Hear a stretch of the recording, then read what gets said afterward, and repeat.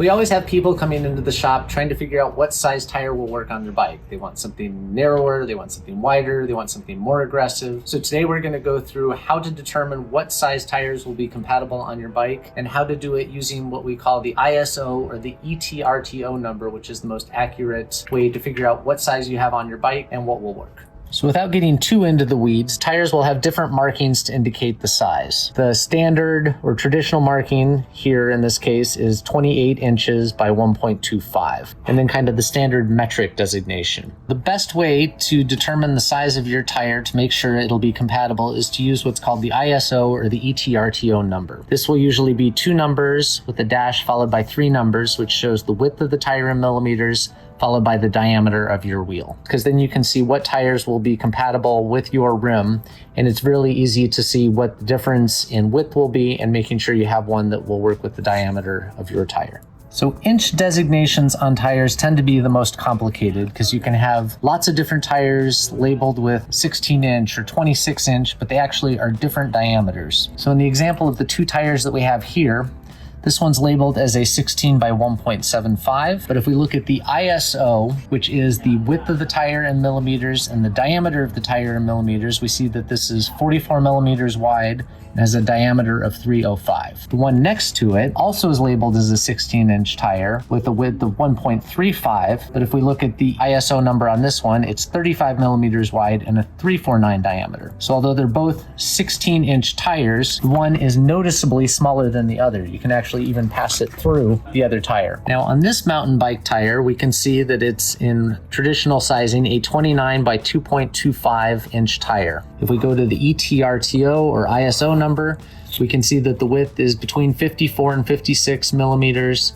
and the diameter is 622. Now 622 is also the standard diameter of most road bike and hybrid bike tires. So we can see that on this one, which is designated with the 700 by 32C or 32-622, will actually be the same diameter as this 29-inch mountain bike tire because they both have a diameter of 622. So if you were looking to put a road tire on your mountain bike tire, you could actually use a 622 hybrid tire and it would most likely fit the rim. Now you can see where traditional sizing again gets weird because the mountain bike tire is designated as a 29 inch. This one's designated as a 28 inch, but we know that they're both the same diameter. So to try to explain the confusion in traditional tire sizing, this is a 26-inch wheel, and it shows that the diameter from outside edge of the tire to the other side is 26 inches. So this type of measurement does not take into account the size of the rim, which is why using the ISO or ETRTO number is much more accurate because it takes into account the wheel you're trying to fit the tire to as opposed to the outside diameter of the tire itself. Now this customer wanted a more aggressive tire than the kind of street tire that is on their bike. So if we go to the label on here, we can see that the ISO or ETRTO number is 50-507, and this is a 24 by 2 inch tire. So we know that the diameter is 507 millimeters and the width of this tire is 50 millimeters. So in looking at this bike, we can see that it does have a fender, so we need to make sure that any tire we put on here will still have clearance on the fender. The brakes on the back are the V-style brakes, so it's got lots of room there, so we don't have to worry too much about the brakes. The fork is nice and wide on both sides. So for this one, we can get something that's pretty similar, a little bit wider if we wanted, and of course narrower would fit. So this is the current tire now that it's off the bike. So we're looking for one that has a diameter of 507 and something that's close to a 50. Going down to the next tire, this one is labeled 24.185.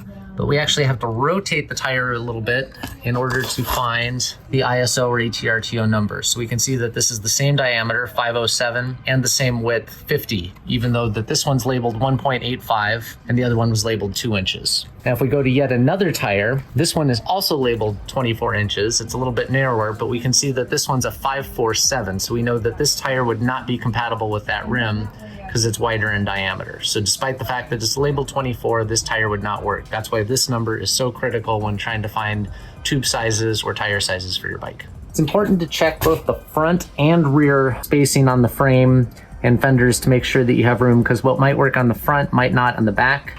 And this is one spot on bikes that you have to check because sometimes this gets really narrow. So you might not be able to put a wider tire here due to the frame.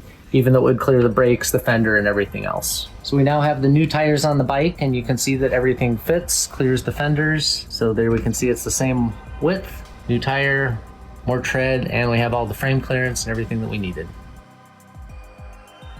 A lot of older road bikes will have what's called a 27-inch tire, which is actually a 630 in diameter, which is a little bit larger than what's on more modern road bikes and hybrid bikes, which is a 622. So here, if you see on a more standard road bike tire, it's a 25 622 versus a 32 630. So these would not be compatible because the diameter is different, although you could use the same width on both. So to illustrate how nutty the traditional tire sizing can get, I've grabbed 4 different 26-inch tires that are all different in diameter. This one is labeled 26 by 1.75, and this is a 47-559. 559 is probably the most common 26-inch tire, but if we compare that now to the one next to it, this is a 26 by 1 3/8, and this is a 590. So we can see that this one's 37 millimeters wide, that one's 47 millimeters wide, but they're grossly different in diameter. This one is also a 590 tire, similar to this one, similar width. And then some Schwinn bikes actually use their own size. So this one's a 26 by 1 3/4, and if you look at the diameter here, it's 571 with a 54 width. So although we have 4 tires here that are all labeled 26-inch, only 2 are the same diameter, the others are different. Now, pneumatic tires can expand and contract to fit different size rims. So as long as you have the diameter right, it will most likely fit your rim, but things to keep in mind is if you have a really wide rim and a really narrow tire, this might not be able to expand out far enough to fit your rim. So if you have some of the newer e-bikes where they have a really wide rim, just keep in mind that you might not be able to go with too narrow of a tire because it does have to be able to fit the size of the rim. So tires come in different types. This is what's called a wire bead, where there's an actual physical wire going through the tire to give it its structure. This is called a folding bead tire, where it's just the rubber itself, and this allows the tire to be folded up. So if you're shipping or transporting it, it's a lot easier to make it compact. Now, one of the tires we get the most questions on for picking the right size is what's called a Tannus tire. Now, Tannus is a dense solid foam tire, so there is no tube, and it uses these little locking pins to lock it onto your rim. The advantage to these is, of course, they are completely puncture proof.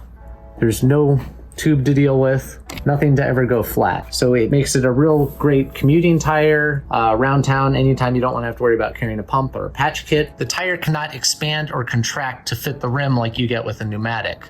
So with these, it's really important that you measure the width of the rim to make sure that it's going to be compatible with your wheel. So the Tannus solid foam tires are a little unique in that you get a little bit of flexibility because the foam can stretch. So on this 16-inch tire, it's actually called a dual size because it's labeled as an 18 by 1.25 or a 16 by 1.25. So 32349 versus 32355. So the difference here is only 6 millimeters, so you get a little bit of fudge room where you can use it on different size rims. Similarly with the bead seat diameter on one of their road or hybrid tires where it's a 622, you actually could use this on a 27-inch wheel because there's enough stretch in this that you can take it up to a 630, which is 8 millimeters wider.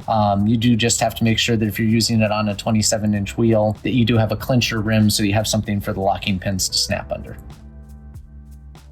So if you're getting a new tire, you will most likely also need a new inner tube. If you're getting a new inner tube, the first thing to determine is what type of valve your tire will use. There's 2 types. One is the Schrader valve, which is the more common one like you'd see on a car tire. The other one is called a Presta valve, which is capable of holding higher tire pressures and is a little bit skinnier in diameter. For inflating a Presta tube, you unthread the top part. That allows you to then use a pump to inflate it, and then when you're done, you tighten that back down and put the cap on it, and that allows it to hold the pressure a little bit better than a standard Schrader tube. Because the Schrader valve is a little bit wider, if you want to use a Presta valve tube on your Schrader valve rim, they do make little ferrules that you can put into the rim, and that'll go over to make sure that you don't shear off the stem if you're installing a Presta tube on a Schrader valve rim. One other minor difference between Presta tubes that are more expensive versus cheaper is more expensive ones will have a removable core. So if you see the flat part on the top, that means that using a valve core remover, you can remove the core out of the stem. This allows you to add sealant if you want to. If you get a cheaper inner tube, Cheaper Presta inner tubes will not have a removable core, so you'll see that they're round all the way around, and there's no way to remove the stem if you did want to add sealant. So just keep that in mind in case you want to use stands or slime or some other tire sealant to seal punctures. If you do want to remove the core out of your tube to add sealant, there's different options available out there. Most will remove both Presta and Schrader valve cores. One side used for the Schrader, one side used for the Presta. Here I have the Park version. It's called the VC1. This is the stands version of the same tool. So if you are going to be adding sealant to your tube, just make sure that you also get a tool that you can use to remove the core. Now, tubes are also a little bit more forgiving as far as width, but it is something to check out. So if you look at this one, you can see that this will handle tires all the way from 40.559 all the way up to 62.559. So it'll cover in inches all the way from 1.5 up to 2.4, but just be sure to check to make sure that the tube you get will match your tire as far as the width. Now, the tube box will also list the stem length. So this one is a 48 millimeter stem, which is a little bit shorter, and then that one's an 80 millimeter stem, which is a little bit longer. Presta valve tubes will typically come in different stem lengths. So if you have a really aero rim, you might need a longer stem versus a shorter stem. So you want to make sure that you get one that's long enough to fit through your rim. So hopefully you guys found this video informative and helps you pick out your next tire and tube purchase. Feel free to stop by our shop if you want to get tires and tubes. We've got an extensive selection of everything from pneumatic tires to foam tires to inserts, inner tubes, and we do lots of bike repairs here. So stop on in or give us a call if you have any questions about what will work for your bike.